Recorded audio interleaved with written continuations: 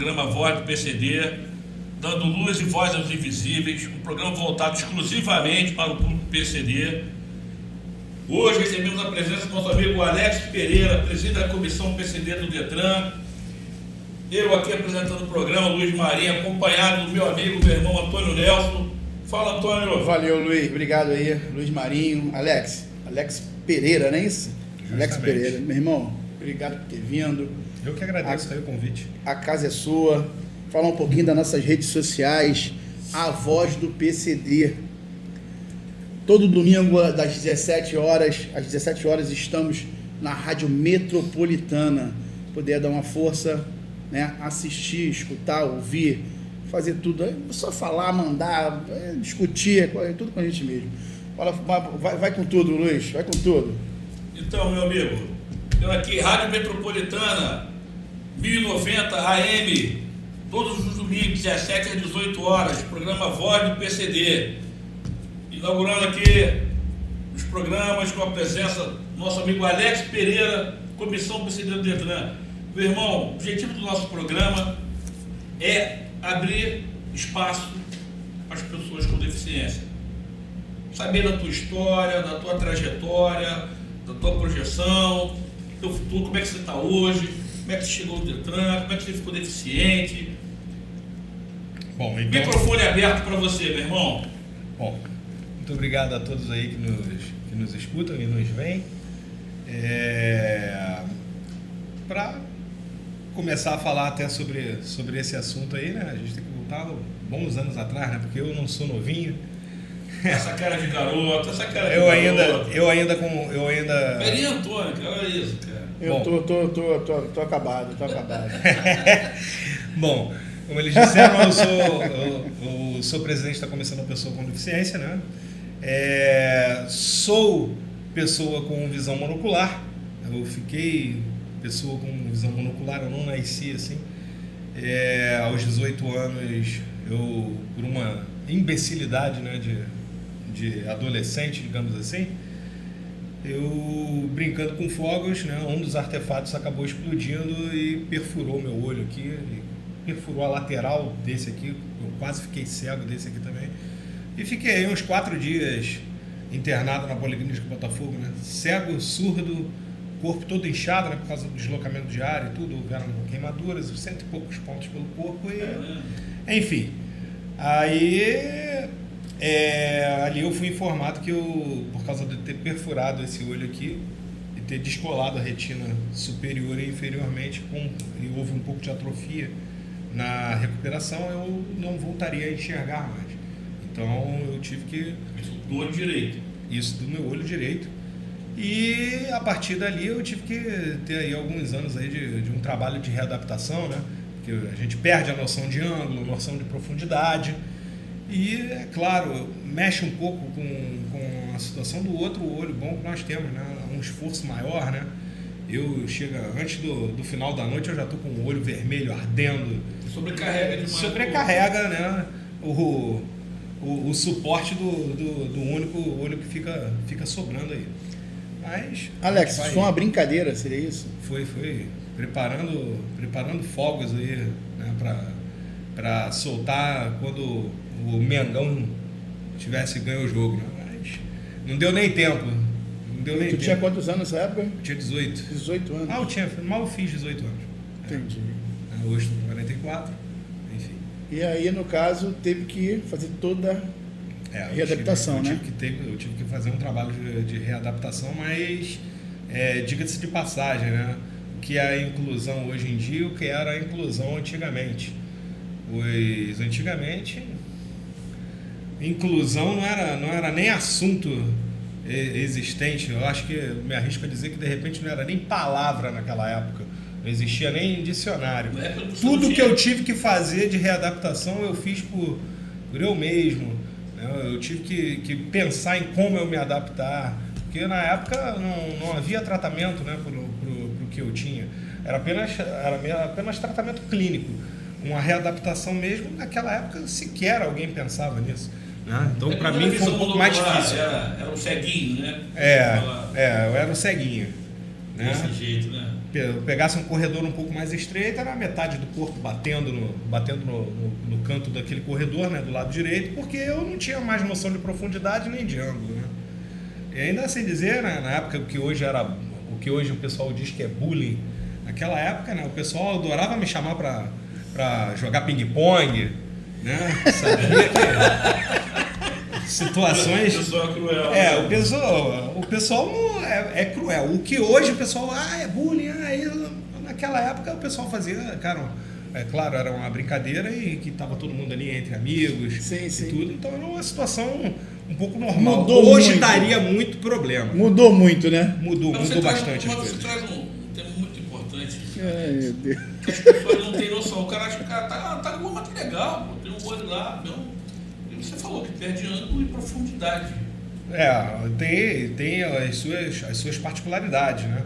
A gente perde a noção de ângulo, a gente perde um pouco a noção de profundidade e, é claro, há um esforço maior do único olho que sobra, né? E a gente acaba ganhando grau. Eu mesmo, num período dos últimos 2-3 anos, eu já troquei de óculos 3-4 vezes. Então, é complicado, é um esforço muito maior que é necessário para a gente poder desenvolver as tarefas nossas no dia a dia. Alex, você dirige? Dirijo. Naquela época você já dirigia? Naquela época eu estava tirando a minha habilitação e, como eu estava tirando a minha habilitação, eu já tinha sido aprovado em exame clínico e tudo, né, de exame dito normal. Quando o pessoal me viu naquela situação, eles me fizeram voltar tudo atrás na época, né? Eu tive que cancelar o processo atual que eu estava, abrir um novo e partir direto para a perícia, que é até hoje no mesmo lugar, né? A perícia da Gávea, do Detran, que está lá há mais de 30 anos, né? Minha primeira perícia na minha vida que eu fiz já tinha sido lá, na atual estrutura que é hoje em dia. Eu nem imaginava que seria funcionário do Detran. Pô, legal. E me conta um pouco aí, como é que você entrou pro Detran, na verdade? Você fez um concurso? O meu ingresso no Detran foi por concurso. Na época, fui cota de deficiente? Com cota, entendeu? Eu entrei através das cotas e havia sido, né, o primeiro concurso do Detran depois de muitos e muitos anos, porque o Detran, ele quando houve a Constituição de 88, né, todos os funcionários que haviam sido contratados daquela época, né, um pouco anteriormente, eles acabaram ocupando lugar fixo no quadro permanente do Detran, né, sendo, digamos assim, os concursados, né? Aí o Detran ficou muitos anos sem nenhum tipo de concurso e acabou criando, acho que o primeiro concurso dele no ano de 2008 foi para os cargos de analista e de 2009 para os cargos, né, de nível médio, que foi o que eu me candidatei, né, e hoje estou aí. Deixa eu pegar um passinho antes. Você ficou deficiente aos 18. Como é que foi essa etapa aí? Você se descobriu deficiente, né? Deficiente, como é que o impacto que teve na tua vida? Olha, o maior impacto que você acorda depois de uma cirurgia, seja ela do que seja, né, em que você descobre que você perdeu alguma função sensorial sua, ou você perdeu algum membro do seu corpo, entendeu? Olha, o primeiro impacto, o pior possível é o psicológico sempre, né? Eu quando acordei da cirurgia, né, eu notei que na hora do acidente, meu corpo todo inchou, fiquei surdo na hora e tudo. Quando eu acordei da cirurgia, a primeira coisa que eu fiz, eu estava com o tampão aqui, o pessoal não pode tirar isso e aquilo, mas eu confesso, eu tirei. Eu fui tirando assim, abrindo os olhos assim, naquela curiosidade, eu falei, pô, não estou enxergando mais mesmo.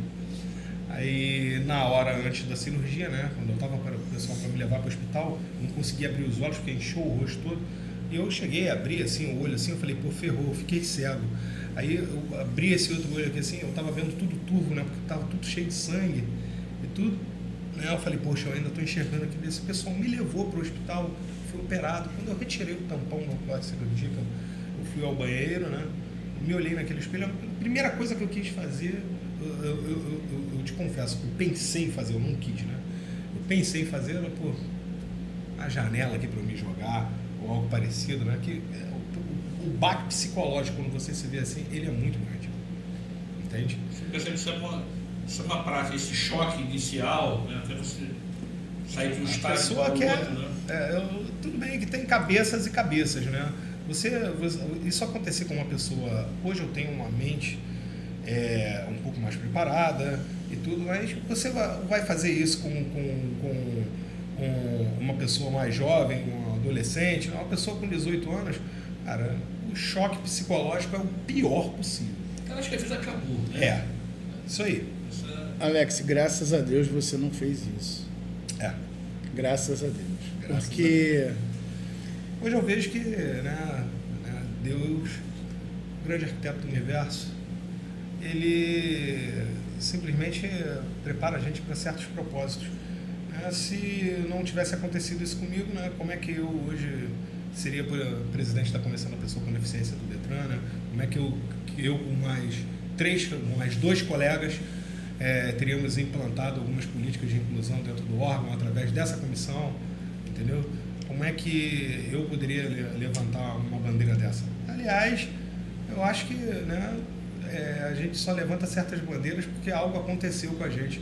Porque é dito do ser humano que a pessoa ela não vai levantar uma bandeira ao qual ela não conhece, né? Ela tem que viver isso. Uma curiosidade, né? E às vezes é da pior maneira E possível. até você chegar no Detran, você tem 18 anos, descobriu que foi deficiente. Como é que foi o mercado de trabalho te aceitar você, deficiente monocular? Olha, eu quando... Esse período antes do acidente até você entrar no Detran. Sim.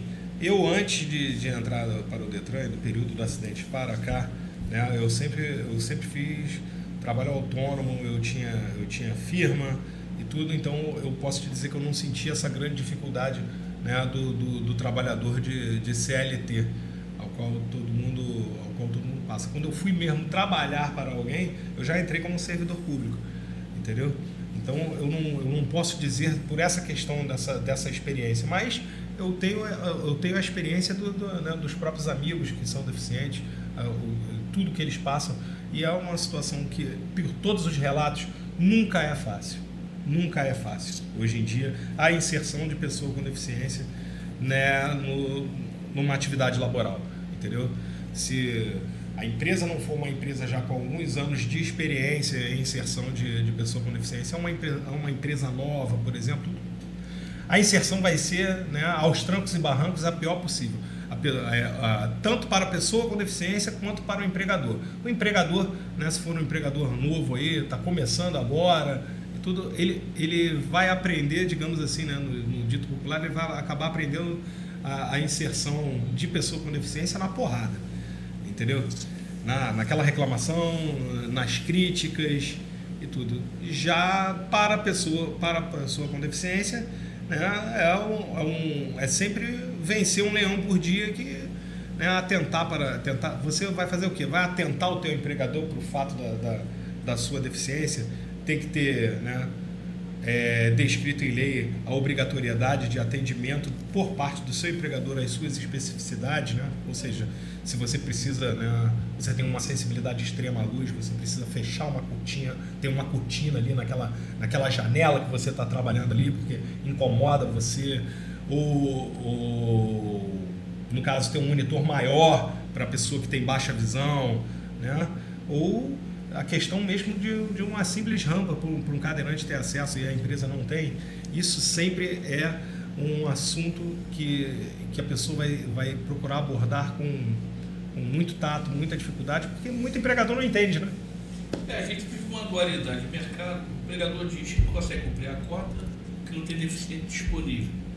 O deficiente reclama que não consegue emprego, porque o emprego não é adaptado às necessidades dele. E ainda tem aquele deficiente que recebe o BPC e o emprego que a pessoa vai pegar é um salário mínimo.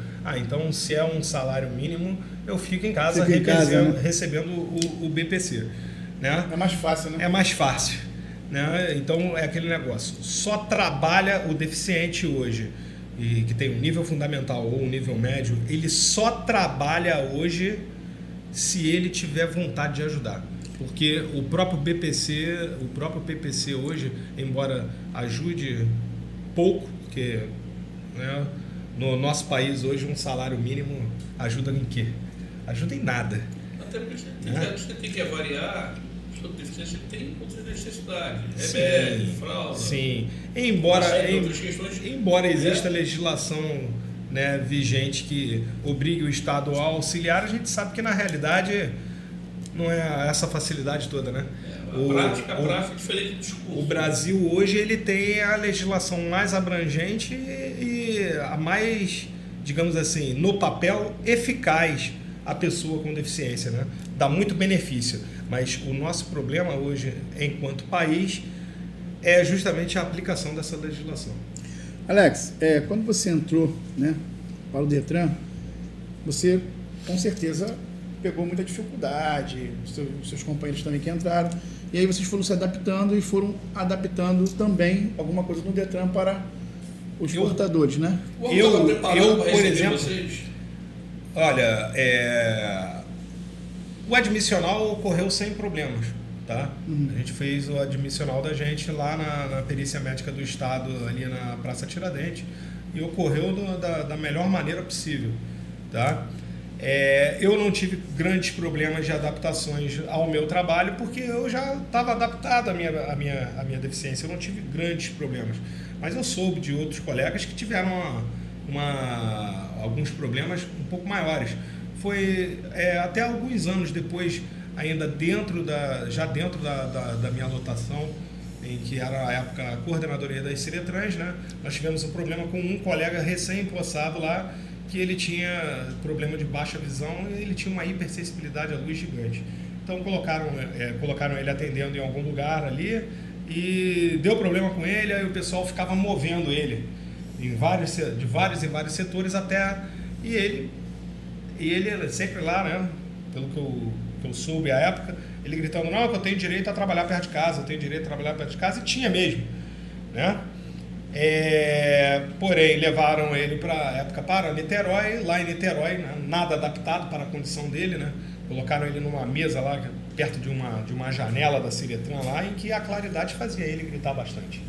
Nessa situação toda, eu mesmo, né, comecei a olhar a situação dele, comecei, naquela época, a sugerir algumas adaptações para esse colega nosso, que hoje está na primeira Ciretran de Niterói até hoje, com as adaptações que ele precisou. Foi daí que parte a criação da comissão PCD? Não, ali não. Ali foi apenas mera militância minha mesmo, entendeu? A comissão, ela surgiu justamente na virada do governo, né, no atual mandato, em que eu questionei na época o presidente Luiz Carlos das Neves, em que o que ele iria fazer pela pessoa com deficiência dentro do órgão, né? Porque até então a pessoa com deficiência dentro do órgão era mais um lá dentro, né?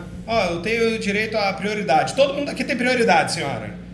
Enfim, era um atendimento que, se não fosse um funcionário que tivesse um pouco mais de tato, em questões de qualidade de atendimento, era de médio ao pior possível. E eu, né, naquela época, questionei, o que o senhor vai fazer pela pessoa com deficiência? Ele veio para mim, quer pilotar o projeto? Aí eu falei, pilotar o projeto? Eu nem me imaginava com isso. Eu falei, olha, eu não me imagino pilotando um projeto, entendeu? Mas eu sugiro que o senhor pegue essa pessoa e essa pessoa aqui, dois colegas meus, né? Na época, Alencar e o Paulo, né? O grande Paulo Fabiano. Falei, Um abraço, nosso amigo Paulo. Nessa situação eu falei, eu posso ajudar a fazer o projeto, mas eu não gostaria de pilotá-lo não, e tudo. Aí, beleza, passa mais um tempo, eles chegaram em mim e falaram, Alex, a gente faz, mas a gente participa com você, mas só se se você pilotar. Aí eu falei, Aí, não, Alex, você é a mais militante aqui dentro, etc e tal, e tudo, papapá. Convenceram, aí sentamos com o presidente, tudo, escopamos o projeto todo, entendeu? E aí a comissão foi criada, né, por força de portaria dentro do Detran. Qual foi a data de criação dela? Foi, se eu não me engano, 19 de março de 2019. Bem recente, então. Sim, a comissão tem 3 anos. Né? Tem experiência de outros Detrans de outros estados que tem comissão PCD? Experiência? Não, nenhum outro Detran do estado, ao que eu tenho conhecimento, tem uma comissão da pessoa com deficiência dentro do órgão, entendeu? O Detran do Rio de Janeiro Desculpem os outros Detrans, poxa, mas foi pioneiro. Legal. Alex, você falou um pedacinho, né? Que tinha que se organizar, quase cometer um suicídio e tudo mais. Não, quase não, eu pensei. Pensou, né? Então tá aí a resposta de Deus para você. Esse É. era o objetivo, você... Hoje eu vejo, né? hoje eu vejo a situação da presidência da comissão da pessoa com deficiência dentro do Detran. Eu penso em fazer o melhor que eu puder, não só para o meu segmento de pessoa com visão monocular, ou as pessoas com cegueira total, ou as pessoas aí, né, que são paralisadas ou amputadas. Eu, como presidente da comissão, tenho que representar a todos. Então eu tenho que eu tenho aquele olhar mais carinhoso para com todos os casos, não só para o meu, porque infelizmente é o que eu vejo hoje dentro do segmento de pessoa com deficiência. É um pouco de desunião e um pouco do farinha pouca, meu pirão primeiro. Partiu da comissão a criação do Detran Acessível ali, Francisco Bicalho? É um projeto da comissão, vocês? Aquela situação toda do projeto, a comissão entrou ali no Detran da Francisco Bicalho para dar todo o apoio e suporte ali em questões de adaptações. Mas a ideia mesmo do surgimento do Bicalho ali foi ideia do atual presidente, né? O Dr. Adolfo Conder. Né? A ideia partiu dele, né? De se criar o posto Detran acessível. E a comissão, né, demandada pela presidência, entrou no escopo desse posto, né, para sugerir as adaptações, né, as melhores práticas possíveis para aquela estrutura poder existir ali, não só para a pessoa com deficiência, mas também para com idosos. Quando a gente já sugeriu alguma coisa ali, a gente já sugeriu pensando também um pouco para a pessoa idosa, porque esse é geralmente o caminho natural, né, dentro do serviço público. Você começa a atender aquele tipo de público, você sabe que aquele público que é um pouco mais colado, ele vem junto mais cedo ou mais tarde. Então a gente pensa sempre um pouco com proatividade sobre isso. Ô Luiz, eu vou mandar um recadinho aqui. A Voz do PCD, todos os domingos, na Rádio Metropolitana, 1090 AM. Sintoniza lá. Nós estamos fazendo um podcast, né, da Voz do PCD. Estamos aqui com o nosso amigo Alex Pereira. Não é isso, Alex? Isso. Alex, militante da causa, né? Nosso irmão Luiz Marinho.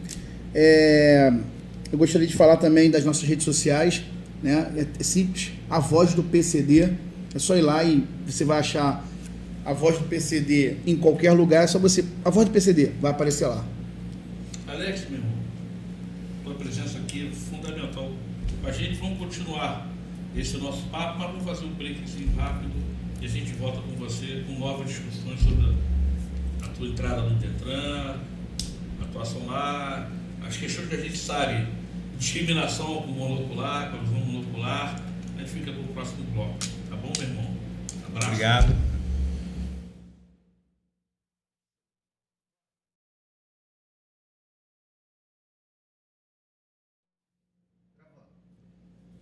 De volta aqui com o nosso bate-papo.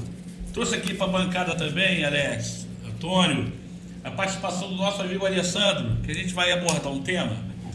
Acho importante a gente ter essa discussão com a presença do Alex aqui, que é a discriminação que tem as pessoas com deficiência com monocular. Não acontece isso, Alex? Acontece. Na realidade, dentro do próprio segmento de pessoas com deficiência, né, já existe uma certa segmentação, né? Muita gente puxa a sardinha para si, né, digamos assim, existindo sempre aquele negócio, não, a farinha é pouca, meu pirão primeiro. Então, geralmente, os cadeirantes puxam um pouco a situação deles mais para aquele lado de prioridade, né, como os amputados, como também os cegos, não só também os próprios monoculares. Então, é um assunto muito polêmico e muito diverso, entendeu? Em que realmente, se houvesse um pouco mais de união entre o nosso próprio segmento, né? Se todos se unissem, com certeza o nosso movimento hoje em dia seria muito mais forte. Isso é o que eu acho. Isso é verdade. Inclusive, existem várias ações na justiça, né, impedindo que o monocular tenha os benefícios das pessoas com deficiência. É verdade isso, Alex? Olha, o que eu tenho conhecimento, né, é que existem algumas ações em primeira e segunda instância que são ganhas pelos monoculares, mas quando chega geralmente nas próprias instâncias mais superiores, que é Brasília, geralmente lá o monocular ele leva o tapa mesmo, entendeu? Aí morre por terra ali. Isso é o que eu sei e o que eu fico sabendo e pesquisando, né, sobre o assunto. Porque o nosso objetivo do programa, de dar luz e voz aos invisíveis, a gente precisa trazer essa discussão. Por que ganha em primeira instância e perde em segunda? Por que essa discriminação do mercado PCD com o monocular? A gente não consegue entender muito esse objetivo. O que você acha? Qual a tua visão que você acha dessa discussão, Alessandro? Vamos lá, eu como já salientei aqui no outro podcast, né, que cada um sabe a sua dor e que cada um tem a sua valência e tem a sua deficiência. Eu sou contra essa discriminação, uma vez que você perder parte da visão, você, para mim, é deficiente físico. E aí entra a seguinte questão em cima disso, eu até já falei brincando, mas é verdade. Tem cadeirante que quando vai brigar contigo, a primeira coisa que eu escuto é você é falso cadeirante. Por quê? Porque eu ando de andador. O universo da deficiência ele é bem amplo, né? Cada um sofre justamente... Eu conheço pessoas que são amputadas, sofrem mais que um cadeirante com a sua deficiência, por causa até da estética, né? Eu tenho... Pode continuar. Eu vejo assim, eu vejo como uma questão a nível jurídico, a gente tem que fazer uma análise, né, em cima disso, porque como ele mesmo falou, quando chega numa instância superior, que é a instância que vai decidir, né, que vai no Brasil dar o martelo final, a gente tem que procurar ver o que a gente pode fazer, porque na minha opinião, todos estão no mesmo barco. Em relação à discriminação, a coisa que ele falou é verdade, isso até influi no mercado de trabalho e na empregabilidade da pessoa com deficiência. Geralmente, o cadeirante, ele é a pessoa mais difícil para você contratar, até por causa das valências que ele tem e a posição ergonômica que ele fica sentado na cadeira. Por isso que alguns empregos eu falei que o ideal seria não ter uma carga horária de 8 horas, e sim de 4. Por quê? A partir do momento que você fica 8 horas numa determinada carga horária, imagina que você é cadeirante, você está na tua casa deitado, né? E aí você vai fazer o teu deslocamento, todo o seu preparo para o trabalho. Então só aí o cadeirante leva no mínimo 2 horas. Então já não são 8, são 10 horas. Mas por que 2 horas? Porque o cadeirante, e é delicado você falar de alguns assuntos, e eu consigo falar isso claramente, porque como eu sou formado na área de educação física, eu estou na área da saúde, eu não tenho vergonha nenhuma de falar, e sempre me proponho a mostrar essa visão da pessoa com deficiência, até para entendimento do público de uma maneira geral. Que é o quê? Se você tem uma lesão medular, dependendo do grau dela, você tem um acometimento, né, de fezes e de parte urinária. Então você precisa fazer sonda, ou você precisa usar fralda, porque você não tem controle esfincteriano do canal retal para você poder fazer, né, as fezes normalmente. Então alguns cadeirantes chegam a usar a chamada bolsa de colostomia. Eu, no meu caso, controlo tanto as minhas vontades de ir ao banheiro, né, as fezes, e controlo a parte urinária. Pô, é um milagre, sim, é um milagre, porque eu tive uma lesão incompleta. Quando você tem uma lesão completa, fica um acometimento maior ainda. E entra uma coisa chamada individualidade biológica do indivíduo. Dependendo da tua grade general, da tua capacidade antes do acidente, como pessoa fazendo uso ou não da atividade física, essa tua grade pode ser maior ou menor. Né? Isso que as pessoas não entendem. Tudo depende do seu preparo físico, para você passar essa deficiência. Se a gente traz à tona essa discussão, e eu falo sempre, a gente trata a deficiência ampla. Tem CID, não tem CID. A gente iniciou um programa na rádio, com o sargento Joadir, tem uma estenose aórtica. Mas ela levou ele à reforma. Então ele não é um deficiente, levou ele à reforma e as pessoas não consideram ele uma pessoa com deficiência. Você tem uma deficiência visual, você sabe que uma vista só vai forçar demais a outra. Aí você não é um deficiente. Bom, vamos lá. Eu, como presidente da Comissão da Pessoa com Deficiência do Detran, eu sou obrigado a ver não só a questão da minha própria deficiência, né? Daí é que eu vejo e digo que existe uma segmentação, né? Existe uma divisão entre o nosso próprio segmento de pessoas com deficiência. Porém, eu como um representante da população dentro do órgão, não posso olhar só para a minha condição. Eu tenho que olhar para a condição dele, eu tenho que olhar para a condição de todos e procurar avaliar com base, claro, em todos os decretos que existem hoje de pessoa com deficiência. Eu tenho que olhar a base da lei, né? Hoje, atualmente falando, né? Hoje nós temos uma questão da deficiência sensorial, entendeu? Hoje o Detran ele trabalha com as deficiências sensoriais clássicas, entende? Que é o quê? A questão da pessoa ser paralisada, a questão da pessoa ser cega, a questão da pessoa ser ter alguma deficiência neurológica e a pessoa ter alguma deficiência mental, né? Então, com isso, nós procuramos trabalhar tendo a disponibilidade dos nossos serviços para essas deficiências clássicas. É claro que nós temos alguns decretos, né, algumas leis estaduais ou até federais mesmo, que foi até o advento já no ano passado, em março, o próprio presidente ter assinado o decreto federal, tornando a visão monocular como uma deficiência sensorial do tipo visual, né? Embora ele tenha feito isso, nós vimos aí, por exemplo, pouco avanço, né, desde que isso foi assinado. E o avanço para isso, né, para toda pessoa com deficiência, é sempre um avanço demorado. Demora a vir aquelas sugestões de melhores adaptações, entendeu? É uma coisa que demora, carece um pouco de estudo, carece um pouco também, às vezes, de vontade de isso andar. Você acredita que a gente precisa que a legislação avance um pouco mais? Que ela seja mais abrangente? Você sente falta disso no dia a dia? Eu vejo o seguinte, com a criação da comissão dentro do Detran, muita coisa que o Detran não observava, ele passou a enxergar, né? Nós chamamos a atenção para muitas coisas disso. Mas, ao mesmo tempo, no geral, desde que entrou a nova gestão do governo estadual, eu digo que andou mais do que em várias outras gestões passadas. Hoje eu vejo um maior trabalho de conscientização para com o tema da pessoa com deficiência, entende? Mas ainda é pouco, nós podíamos fazer mais, né? Falta mais sensibilidade, né? Falta mais carinho para com essas pessoas, porque é o que eu digo, né? Mais empatia. Pelo seguinte, eu acho o seguinte, por que a gente faz tanto por melhorias dentro do Detran, né? Porque a gente não está ali prestando favor à pessoa com deficiência, não. Ali nós estamos fazendo uma coisa que nós somos obrigados. Mas diferente que muitas pessoas veem aquilo ali como a gente tem que fazer isso como uma obrigação e tudo, não, nós fazemos aquilo ali com gosto, por justamente nós temos a empatia com cada deficiência que nos é apresentada em forma de problema ali. Está havendo um problema?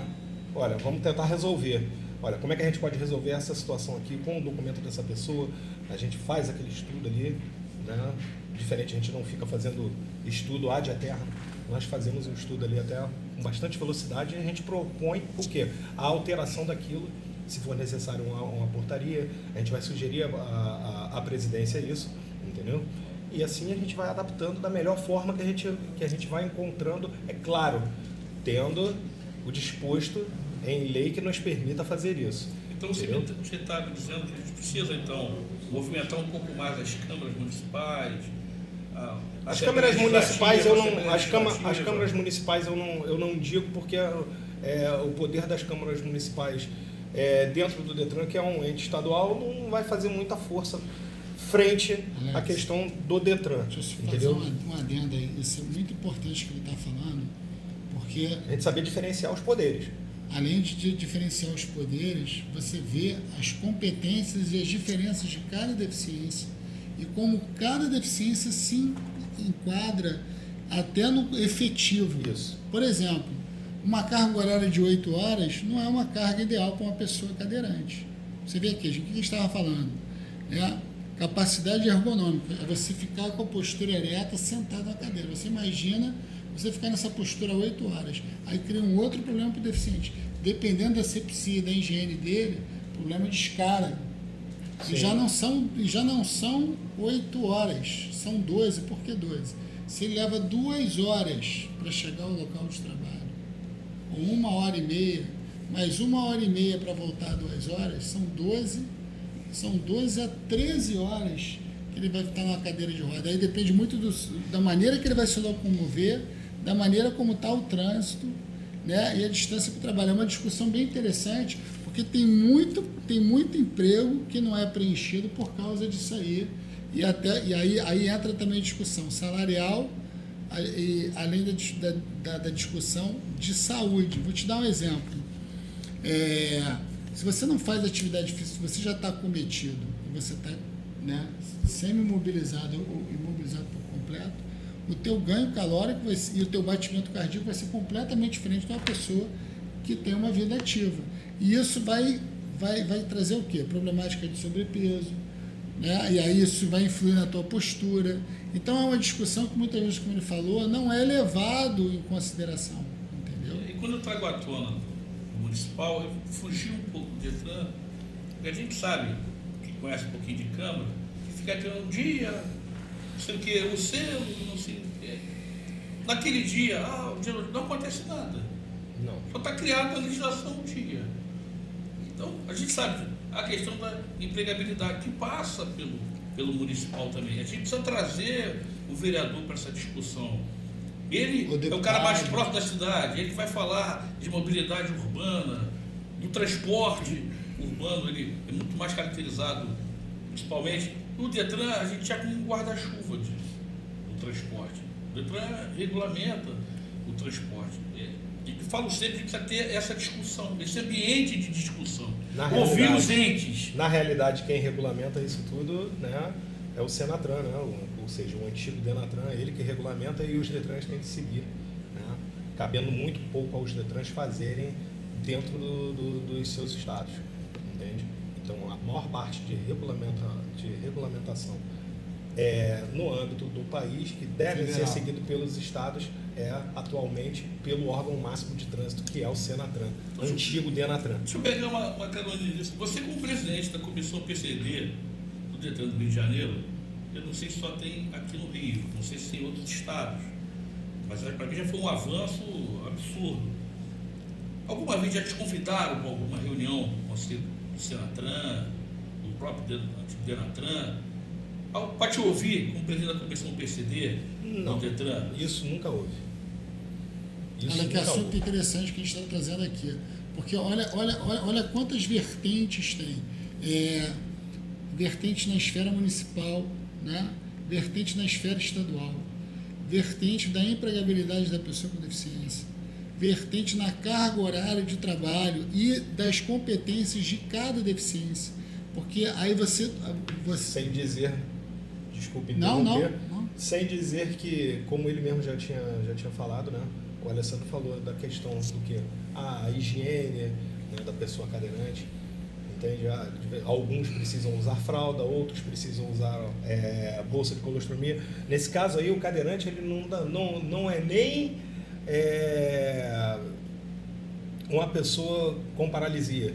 Ele aí é duplamente pessoa com deficiência, porque a pessoa que está paralisada e que utiliza uma bolsa de colostromia, ela também é uma pessoa que é ostomizada, que também, de acordo com o decreto 5296, é uma pessoa com uma segunda deficiência, que é a ostomia. Então, ela tem duas deficiências ali, a paralisia dela e a ostomia dela. Alex e Alessandro, a gente está falando de órgãos, né, que vem tudo de lá. Sim. A gente não tem primeiro que ajeitar essa situação. Você é uma coisa, ele é outra coisa, na verdade tudo é PCD. O problema, desculpa até... O problema todo ali não é nem a questão, ao meu ver, nem tão política, não. Justamente a primeira coisa ali, já dizem que, né, o exemplo se dá em casa. Sim. Né? Eu vejo isso né, no meu dia a dia, né, integrando outras comissões, né, participando de outros trabalhos em separados. Né, o problema todo do deficiente é que ele puxa muito a sardinha para a sua deficiência. E, né, tipo, a farinha é pouca, meu pirão primeiro. Por isso, desculpa até interromper vocês, por isso eu digo que o cadeirante sempre bate nessa tecla. É o que mais sofre, porque a questão dele é muito ampla. Quando você procura ver a competência de cada esfera, aí o que acontece? Você acaba não resolvendo o problema, que é o X da questão, que é o mais acometido, que é o cadeirante. Aí vou te dar um exemplo. Aí você já puxa a sardinha para o chamado empregabilidade de cota. Empresas que precisam cumprir aquela cota, ter aquela meta, ela não consegue, por quê? Porque ela não vai conseguir isso no número de surdos, no número de cegos, no número de pessoas com espectro autista.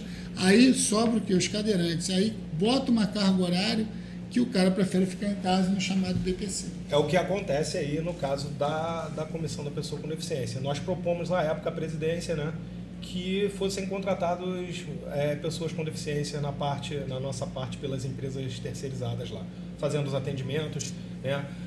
Os que estão ali hoje contratados, né, trabalhando até no nosso posto da Francisco Bicalho, né, que é o Detran Acessível, né, os que estão ali, eles estão ali não só como deficientes, como precisam, também eles estão ali porque eles querem se sentir úteis, eles querem somar. Porque eu digo aqui, né, em off, não tenho nada para falar em relação a esse tipo de problema, porque é um problema que eu vivo todo dia ali, a questão da separação. E a questão do quê? De uma certa comodidade. Hoje, por exemplo, o Detran, ele vai pagar ao mesmo atendente dele, ele vai pagar aquele mesmo valor se o atendente também for o quê? Pessoa com deficiência. O que ocorre aí? Nós, uma época, chamamos várias pessoas com deficiências lá para serem contratados, né? Como uma forma de inclusão da pessoa com deficiência dentro do órgão. E o que aconteceu? Muitos deles que chegaram lá para a entrevista estavam aptos a serem contratados, né, como atendente nosso. Porém, como o salário é o quê? Hoje o salário mínimo, por exemplo, não. É o quê? Eu vou ganhar só isso? Não. Para ganhar isso, eu fico em casa ganhando o BPC. Entendi. Por isso que eu até digo que uma carga horária menor, reduzida, poderia criar, número 1, a empregabilidade, a inclusão social, né, e a inserir novas pessoas no mercado de trabalho. Além de não ser uma carga de trabalho pedante, que não seja comprometedora na saúde da pessoa com deficiência. E aí você cria um leque de possibilidades. Sim, Alessandro, eu concordo contigo, mas volto a repetir, tem que ser feito o dever de casa em casa. Porque essa briga, primeiro, dos PCDs, isso atrapalha vocês. Porque o município, ninguém ganha o Estado e o Distrito Federal, no caso a esfera maior, não vão olhar para você dessa forma. Não vão olhar para você dessa forma. Eu vejo, às vezes, manifestações, quando estas ocorrem, de pessoa com deficiência, por exemplo, eu vejo, os cadeirantes vão fazer alguma manifestação em frente à Câmara Municipal por acessibilidade e tudo. Você não vê ali o cego, você não vê ali junto dos cadeirantes ali o autista, você não vê ali, né, amputados no meio daquela manifestação. E é isso que me impressiona, porque quando acontece o vice-versa, né, a pessoa também não vai lá auxiliar o seu outro irmão quando é uma manifestação de cegos, quando estas ocorrem, você não vê o cadeirante lá. Por isso que eu falo da questão do quê? Eu vou tocar até num outro ponto que é essencial a gente tocar aqui. Da desunião entre o nosso próprio segmento. É isso que me preocupa. O segmento tinha tudo para ser mais forte e ter muito mais possibilidades só dar uma dentro das políticas públicas. Isso não acontece justamente porque ainda a pessoa com deficiência é um segmento desunido. É o que eu acho. Como você está falando de políticas públicas, a gente está falando de inclusão na sociedade. Sim. Aí eu vou te dar um outro exemplo que eu cito muito no meio político. Como existe uma divisão de esquerda e direita muito forte no país, de etnias, seja ela de pretos, amarelos, índios, enfim, você pode reparar que dificilmente você vê representado num palco eleitoral pessoas com deficiência ou um cadeirante, que é importantíssimo, até mesmo o tradutor de Libras. A gente vê hoje na esfera federal, que é importante salientar isso, que é importantíssimo para a parcela da população que é deficiente se sentir incluído. Alessandro, eu costumo dizer o seguinte, se todo mundo, né, o cadeirante, tá, o negro, né, o gay, né, todo mundo marchasse, o cristão, o evangélico, o bandista, marchasse numa só direção para melhorar o hospital e as escolas, já seria eu nem vejo a uma questão coisa de muito boa. todo mundo marchasse numa questão assim junta, todo mundo numa única direção. Opiniões divergentes vai haver sempre, mas é aquela situação. No caso hoje, pessoa com deficiência, o cadeirante está indo ali se manifestar, porque os outros não vão junto? Tudo bem, alguns não têm a possibilidade de sair de casa, entendeu? Né? O caso, por exemplo, do autista. O autista, né, nível moderado a grave, você não tem como, se ele não for conduzido por um parente, você não vai ver ele em manifestação. Mas essa pegada aí, pegar um ganchozinho dessa fala de vocês, exatamente por observar isso, né, a gente militando na causa, sabe que eu sou pai, né, meu filho tem uma doença, síndrome rara, síndrome de Kawasaki, a gente vai percorrendo, você percebe exatamente isso. Foi onde surgiu a ideia do programa. Para esse que não consegue ir lá na manifestação, porque ele tem um espaço para ele se manifestar, para que ele participe, que ele venha estar junto, que ele venha estar próximo da forma que ele pode. O cadeirante pode estar ali na Cinelândia com uma manifestação que vai ter dificuldade para o autista, que vai ter dificuldade para o deficiente visual dentro da comunidade. O cadeirante dentro da comunidade que não tem rampa, que não tem pista, e ele faz o quê? Então, a gente não vai falar dele. Então, onde veio a ideia, quando a gente fala de dar voz e luz aos invisíveis, é exatamente isso. Para ele que não consegue vir na Cinelândia se manifestar, estar presente, ele tem um canal de divulgação.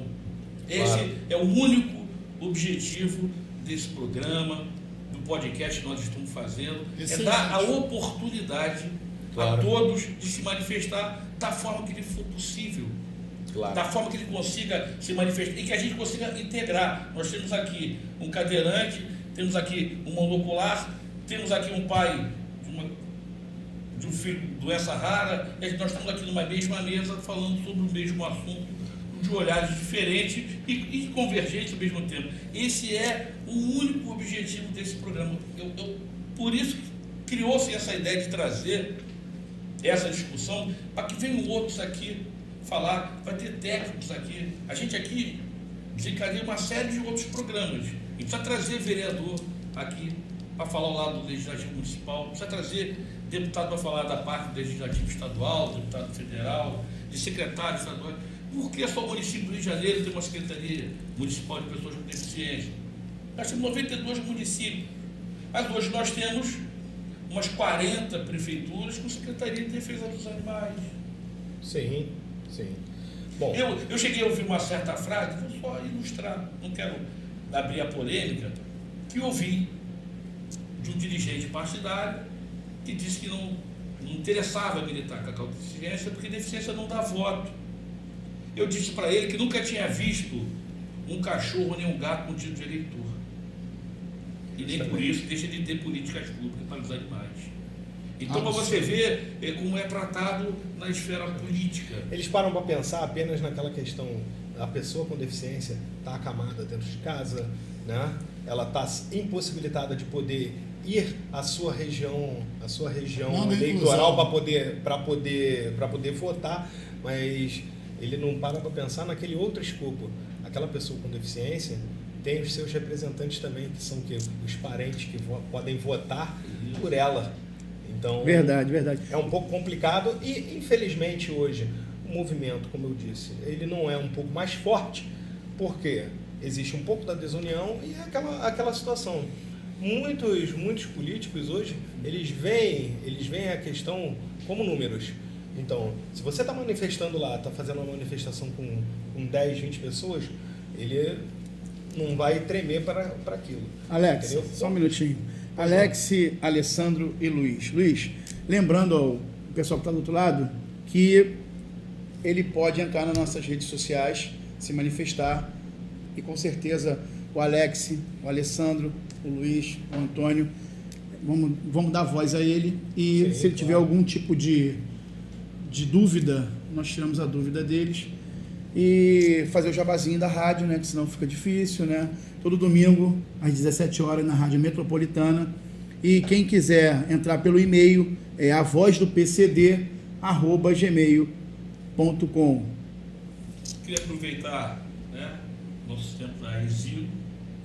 A gente vai discorrer por esse tema bastante. É um tema muito extenso, claro. A gente já agradeço a presença de vocês aqui. A gente tem a oportunidade de ter esse debate, esse conflito de ideias, convergente ao mesmo tempo, conflitante e convergente. Então, abro para vocês as considerações finais de vocês, já agradecendo a participação do nosso programa. Eu fico muito satisfeito de participar de uma discussão dessa, até porque é um assunto que envolve toda a comunidade, tanto de familiares quanto de pessoas com deficiência, né? E isso também influi tanto na esfera estadual quanto municipal. E isso traz a possibilidade de sempre trazer novas demandas, novas leis, né, implementar novas frentes de trabalho e, acima de tudo, aumentar a qualidade da empregabilidade da pessoa com deficiência no mercado de trabalho. É isso. Obrigado, meu irmão. Alex, suas considerações finais, irmão. Muito obrigado pela participação. Show de bola. Você é um irmão, é um amigo, sempre presente, sempre participativo. Então, a tua presença aqui é ilustrativa, vamos dizer assim. Obrigado a todos que estão aí nos ouvindo. Eu quero agradecer em nome da minha comissão, né? Em nome de todos os meus colegas também que auxiliam o trabalho da comissão dentro do Detran. Né? Se não fosse, né, a boa vontade de vocês e, claro, né, a garra que vocês têm em auxiliar, né, os trabalhos da comissão, mesmo com pouco ou muita reclamação que nós recebemos, né, vai dependendo de época em época, né, a gente consegue fazer um trabalho bonito lá, um trabalho em que a pessoa ela realmente se sente amparada dentro do Detran. E é claro, né, agradecer a todas as pessoas que foram bem atendidas, souberam ver as nossas dificuldades, né, e as pessoas que nos apoiam aí, sempre dando propostas para a gente poder aplicar dentro do Detran, né? E essas propostas, além de bem-vindas, né, elas sendo possíveis, é claro, a presidência até do Detran está aí para poder apoiar os trabalhos da comissão da melhor maneira que puder. Eu agradeço muito a chance de estar aqui sempre com vocês e fica aqui um grande abraço aqui de uma pessoa que tem visão monocular, mas é uma pessoa que está aqui por todos. Eu não faço separação. Eu aqui só procuro promover a união sempre. Obrigado aí. Antônio, suas considerações finais, meu irmão. Obrigado, tá Luiz. Está bonito, hein? Obrigado. Você está elegante. Estou bonito. Rapaz. Obrigado. Eu me sinto aqui um pouco constrangido de estar ao seu lado. Aqui você tão elegante, tão bonito assim. Mas sabe que eu sou teu fã. Então, obrigado. Suas considerações finais, meu irmão. Obrigado, Alessandro. Obrigado, Alex. Vou falar aqui um pouquinho do Elinho. Meu amigo Elinho Reis, não vai ficar complicado. Elinho, aquele abraço. Falar do Serginho Federal. Alô, Serginho Federal, aquele abraço, meu irmão. Beijo no seu coração. E foi um prazer dividir isso aqui com vocês. Gostaria que vocês voltassem outras vezes. Sei que é pouco tempo, mas, vocês dois dão banho, né? E vocês podem estar representando não só uma categoria, porque eu acho que, quando a gente fala de PCD, é todo mundo, né? E falando em Serginho Federal, né, um abraço para ele aí também. Requerente meu. Ah, sim, com certeza. Léo Paim, pô. Léo Paim. Nosso amigo, nosso parceiro, né? E o que grande arquiteto do universo abençoe todos nós, né? Isso é importante também, que assim seja. Então, agradecendo a presença de todos vocês aqui. E já estão convidados para uma próxima rodada. Vamos agendar isso aí. Eu sei que o tempo de vocês é curto, vocês fazem muitas atividades, mas a gente precisa conversar mais. Isso aqui é um ambiente de discussão, um ambiente de fala. Então, agradecendo a nossa equipe técnica, amigo Romeu, nosso mestre, nosso guia, nosso orientador. Romeu Fox. Amigo Arthur Vale, da Arte Produções. Mas nosso amigo Aleste Chuvas. Alô, Chuvas! Muito calor no Rio de Janeiro. Deixa eu só falar um negocinho aqui. Educação. Vem ele com o Jabá. Jabá. Educação, Comunidade Hip Hop. É o programa do Chuvas, que eu acabei não falando o nome no outro programa, né? Que é das 18 às 20 horas na Rádio Metropolitana, todo sábado. Valeu, Chuvas. Aquele abraço, irmão. Eu queria agradecer também, dar um alôzinho, o Dema, que mandou uma mensagem muito carinhosa no nosso programa. Dema, Renatinho, ex que loucura. O nosso amigo que mandou a mensagem, que também é um locutor muito famoso. Agradecer Luiz Carlos Silva. Muito bom. Luiz, obrigado. Sabia que você é o cara com 50 anos de rádio, está nos assistindo, participando com a gente, é um prazer. E Maurício Natal. Um abraço para Maurício Natal. Que participam, que acompanham, que têm nos engrandecido com a presença, né, nos ouvindo, nos assistindo. Deixo aqui um grande abraço para todos e vamos em frente, vamos com tudo. A voz do PCD, dando voz e luz aos invisíveis. Um forte abraço a todos. Bonito, negão. Gostosinho, velho.